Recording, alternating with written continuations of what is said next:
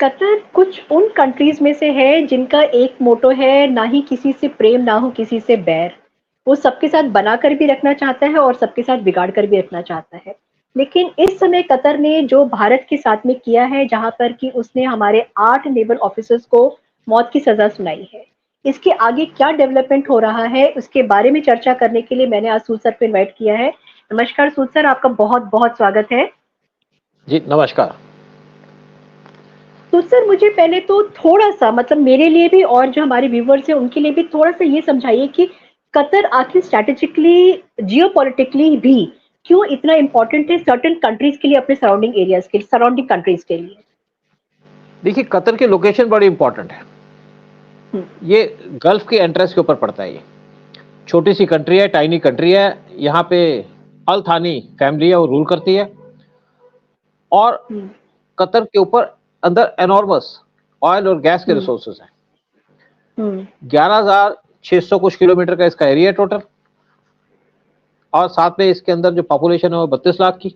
7 lakh Indians यहाँ काम करते हैं। हुँ, और कतर का बॉर्डर लगता है सऊदी के साथ। और हुँ, साथ में काफी क्लोज है ये ईरान के, क्योंकि सी के एक तरफ ईरान है, सी के दूसरी तरफ कतर है। हुँ, और जब 70s के अंदर ईरान के अंदर हुँ, इस्लामिक रेवोल्यूशन आया, जहां पे अमेरिकन को उनके एम्बेसी के अंदर जेल में रखा गया था 1 साल से ज्यादा, तो हुँ, तब से अमेरिका का स्पेशल अटेंशन थी ईरान की तरफ। और कतर नजदीक होने की वजह से अमेरिका ने वहां पे बेस बनाने की कोशिश की और कतर के अंदर अपनी पैर जमाने की कोशिश की, ताकि वो ईरान के ऊपर नजर रख सके। और जो अल थानी फैमिली है, कतर के जो रूलर्स हैं, वो काफी लिबरल माने जाते थे। और यूएस और साथ में इसराइल ने मिलकर कुछ सालों के बाद वहां पे अल जजीरा वो एक हुँ, न्यूज़पेपर स्टार्ट किया। और जो अल जजीरा न्यूज़पेपर था वो गल्फ की कंट्रीज को टारगेट किया करता था, इंडिया को भी टारगेट करता है, साथ में ईरान को टारगेट करता है। लेकिन कभी उसने कतर की गवर्नमेंट को टारगेट नहीं किया, क्योंकि कतर की गवर्नमेंट उसको फीड करती थी, काफी पैसे दिया करती थी।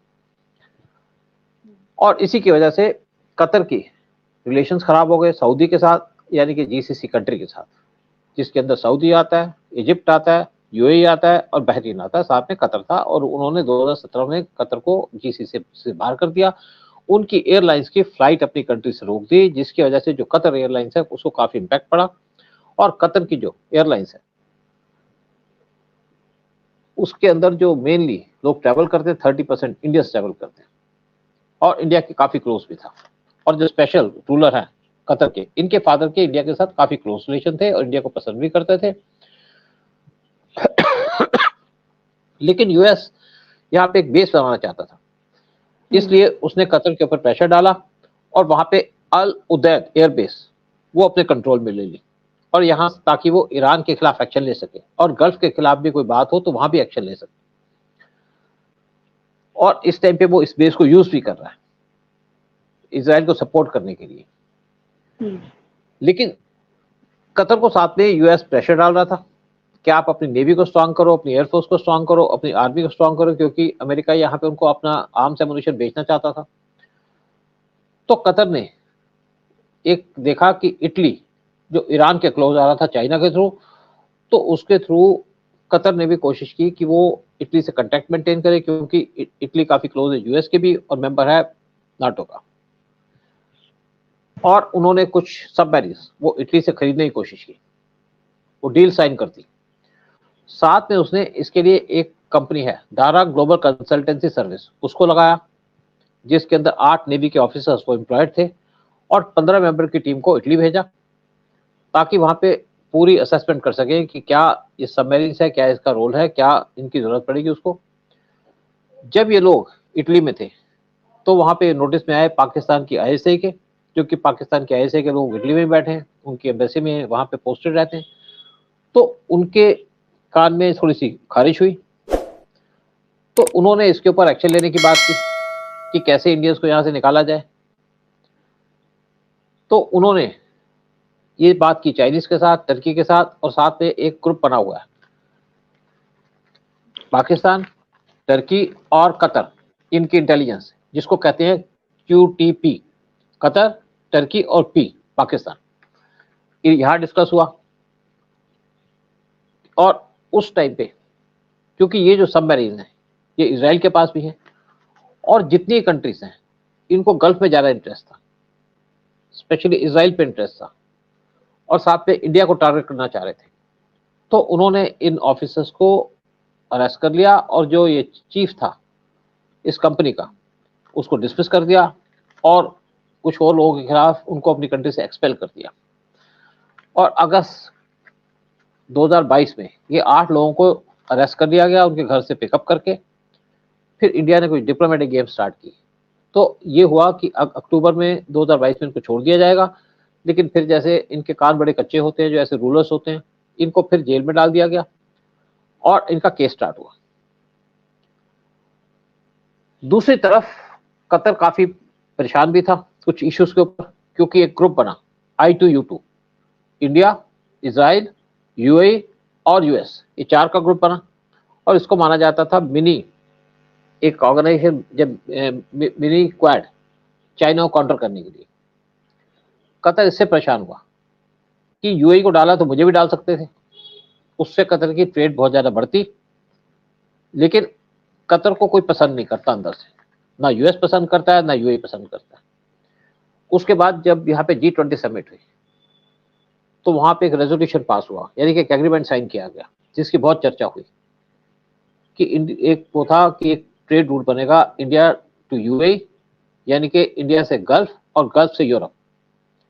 और ये जो ट्रेड रूट था ये था कि इंडिया से जो सामान है, इंडिया की जो ट्रेड होगी बॉम्बे से जाएगी यूएई के पोर्ट पे और यूएई के पोर्ट से वो सारा जो सामान है वो जाएगा सऊदी को पास करके, जॉर्डन को पास करके इसराइल में, और वहां से यूरोप में सारा ट्रेड की जाएगी। लेकिन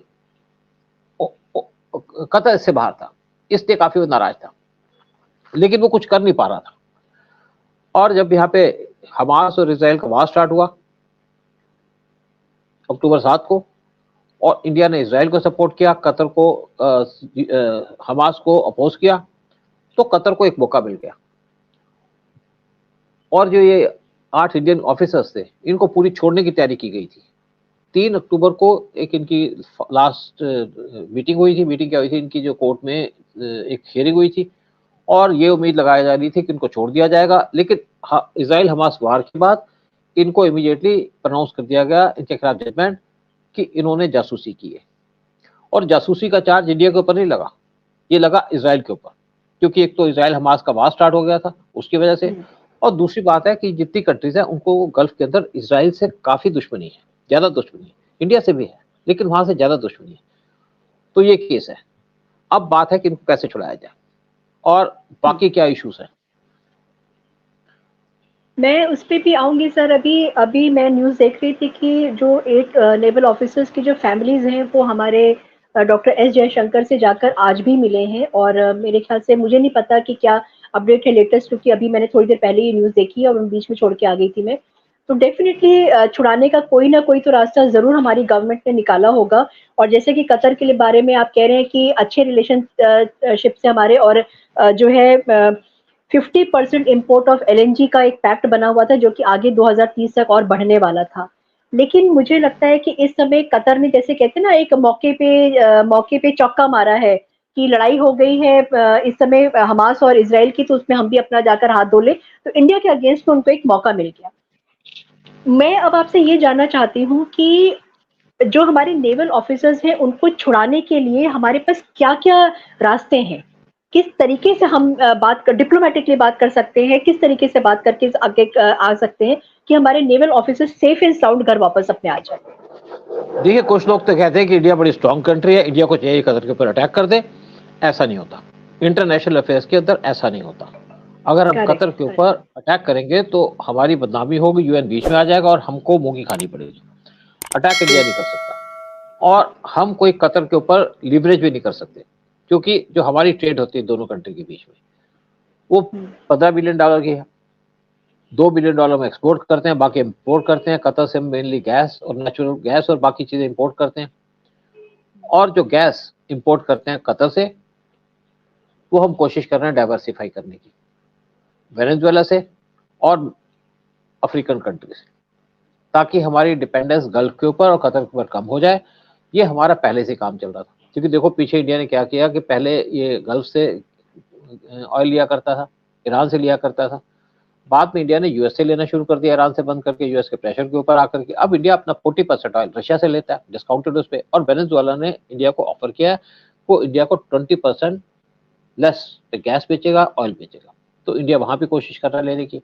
एक तो ये बात है, और दूसरी बात है जो गल्फ एयर की जो कतर एयरलाइंस है, इसको पहले सऊदी और गल्फ की कंट्री ने बैन कर दिया था, जब इनको उन्होंने जीसीसी कंट्री से बाहर निकाला था, और 30% जो ट्रेवल करते हैं लोग कतर एयरलाइंस के अंदर वो इंडियंस होते हैं। इसका नेचुरल इम्पैक्ट पड़ेगा, लेकिन कतर के ऊपर हम किसी तरीके से फाइनेंशियल प्रेशर नहीं डाल सकते, क्योंकि कतर फाइनेंशियली काफी स्ट्रांग है, और इनके जो अमीर हैं जो इनको रूल करते हैं वो बहुत कंट्रीज के अंदर इन्वेस्टमेंट करते हैं। लेकिन ये जो स्टेप्स है वो इंडिया अपना इनके ऊपर जो क्या कहते हैं डिपेंडेंस कम करने के लिए कर रहा है। फिर हमारे यहाँ पे 7 लाख इंडियंस बैठे हैं, और जो इंडियंस बैठे हैं कई बार उनको कतरे कहते हैं कि तुमको यहाँ से निकाल देंगे, वो भी एक इशू है। जैसे एक हम वार नहीं कर सकते, एक हम उनके ऊपर इकोनॉमिक प्रेशर नहीं डाल सकते, लेकिन हमारे डिप्लोमेटिक प्रेशर है, हम लीगल स्टेप्स ले रहे हैं, क्योंकि ये जो इनको सजा हुई है इसके बाद एक दूसरा कोर्ट है वहां जाएगी, फिर एक उससे हायर कोर्ट है वहां जाएगी, और फिर उसके बाद जो इनके अमीर होते हैं उनके पास पिटीशन डाली जाती है कि सजा को माफ करने के लिए। लेकिन वो सिर्फ 2 टाइम पे साल में होता है, एक तो मार्च के अंदर और एक दिसंबर के अंदर, जब इनके कुछ फेस्टिवल्स होते हैं मुस्लिम्स के उस टाइम पे। लेकिन ये पर्पज इससे सर्व नहीं होती, और जो मेन इशू है या मेन प्रेशर डल सकता है वो डल सकता है आपका डिप्लोमेटिक प्रेशर। हम कतर के ऊपर ज्यादा प्रेशर भी नहीं डाल सकते, क्योंकि कतर के अंदर यूएस की प्रेजेंस है, उनकी बेस है यहाँ पे, और यूएस भी काफी हद तक कतर पे डिपेंडेंट है, क्योंकि उसको कतर की बेस भी चाहिए। लेकिन हमारे अच्छे रिलेशन होने की वजह, स्पेशली जो अमीर के फादर थे, प्रेजेंट जो किंग है उनके जो फादर थे, वो इंडिया की तरफ काफी सॉफ्ट थे। लेकिन ये भी कोई एंटी इंडिया नहीं है, लेकिन ये इस्लामिक टाइप के लोग हैं, इस्लामिक टाइप के काफी हैं, इनके ऊपर इस्लामिक का बहुत ज्यादा इन्फ्लुएंस है। लेकिन इंडिया इनके ऊपर, क्योंकि ये जो डॉक्टर मनमोहन सिंह जो इंडिया के प्राइम मिनिस्टर थे, वो कतर में विजिट किए थे 2008 में, और उसके बाद कतर के जो अमीर है वो इंडिया के अंदर विजिट किए थे 2015 में, और पीएम मोदी कतर में गए थे 2016 में। पीएम मोदी के अच्छे रिलेशन हैं, और एस जयशंकर शायद 3 बार कतर जा चुके हैं, इनके भी बड़े अच्छे रिलेशन हैं। तो इंडिया एक तरीके से कोशिश करेगा अपना डिप्लोमेटिक प्रेशर यूज करके, डिप्लोमेटिक प्रेशर डाल के कतर से इन लोगों को छुड़वाने के लिए, क्योंकि इन लोगों के खिलाफ जो चार्जेस लगे हैं किसी भी तरीके से मेंटेनेबल नहीं है। मतलब अगर या नहीं भी माफ करते तो हम आपके वर्ल्ड कोर्ट में चले जाएंगे, है नहीं, वहां पे हम जा सकते हैं, लेकिन उससे कोई पर्पस सर्व होने वाला नहीं है। पर्पस सर्व होगा सिर्फ इनको फुसला फुसला करके, मीठी मीठी बातें करके, क्योंकि ये लोग बहुत ज्यादा सेंटिमेंटल है जब आप इनसे मीठी बातें करते हो। और मुझे लगता है कि जो सारा केस हो पाएगा वो तब हो पाएगा जब हमास इजराइल का युद्ध खत्म हो जाएगा, तभी हम इनको छुड़ा पाएंगे। प्रेशर जरूर डालेंगे, और हो सकता है कि इसके अंदर 2 महीने लगे, 3 महीने लगे, जब एक बार ये युद्ध खत्म हो जाएगा। क्योंकि यूएस ने पहले ही कतर से कह दिया कि आप यहाँ पे जो हमास के लोग बैठे हैं इनको यहाँ से निकालिए, और कतर ने कहा कि एक बार जो यहाँ पे लोगों को पकड़ा गया हमास के द्वारा वो छूट जाएंगे, तो उसके बाद हम इस चीज के ऊपर सोचेंगे। और अगर यूएस इनके ऊपर प्रेशर डालता है तो इनको हमास के जो लीडरशिप है उनको वहां से निकालना पड़ेगा, क्योंकि यूएस इस टाइम पे काफी डिस्टर्ब है बहुत से इश्यूज की वजह से। क्योंकि जो वार चल रहा है इस टाइम पे इजराइल और हमास का, उसके साथ साथ हिजबुल्लाह ने भी ज्वाइन कर लिया, और साथ में जो यमन के अंदर हुतीज है उन्होंने भी ज्वाइन कर लिया। तो इंडिया अपना डिप्लोमेटिक प्रेशर वो यूज करेगा इनको छुड़वाने के लिए, और मुझे पूरी उम्मीद है कि ये लोग छूट जाएंगे।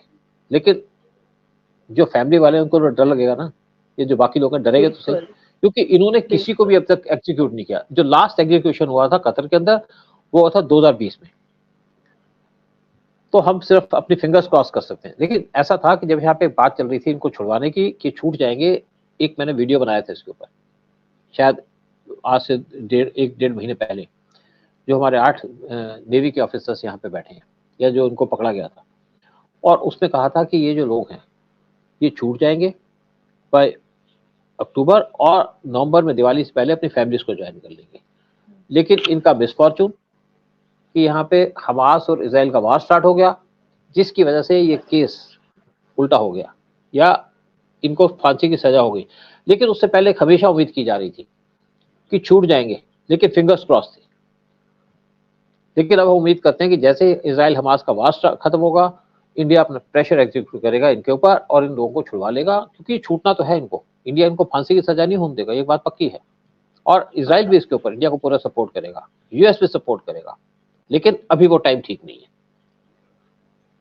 बहुत मतलब हर चीजें इतनी ज्यादा इंटरलिंक्ड हो गई है इस समय हमास और इसराइल के वॉर को लेकर कि हर कंट्री में कुछ ना कुछ एक लिंक निकल के आ ही रहा है। लेकिन जैसे कि हम लोग मोदी जी को जानते हैं, हमारे डॉक्टर एस जयशंकर को हम जानते हैं कि ये लोग वो हैं जो आखिरी टाइम तक अपने एक एक सिटीजन के लिए लड़ते हैं और उनको किसी भी कंट्री से बाहर निकाल करके लेके आते हैं। तो आई एम श्योर हमारे जो 8 नेवल ऑफिसर्स हैं वो भी आएंगे and it is just a matter of time. मुझे पता है फैमिलीज के लिए भी बहुत मुश्किल है टाइम निकालना और हमारे लिए भी मुश्किल है, क्योंकि हमारा हमेशा ध्यान वहीं पे लगा रहता है। और मैं व्यूवर्स को एक चीज बोलना चाहूंगी कि मैंने और सूद सर ने जस्ट अभी रिसेंटली एक वीडियो बनाया है हमारे 8 नेवल ऑफिसर्स के ऊपर, उसको जाकर के आप जरूर देखिए और उसमें आपको बहुत सारी चीजें सूद सर के द्वारा बताई हुई आपको पता लगेगी। Thank you Sood sir so much. और आगे भी क्या डेवलपमेंट होगा वो उसके ऊपर हमारी नजर बनी रहेगी और हम अपने व्यूअर्स के पास हमेशा आते रहेंगे कुछ ना कुछ नया डेवलपमेंट और उसके बारे में बताने के लिए। Thank you so much Sood sir. जय हिंद, जय भारत। जय हिंद, जय भारत।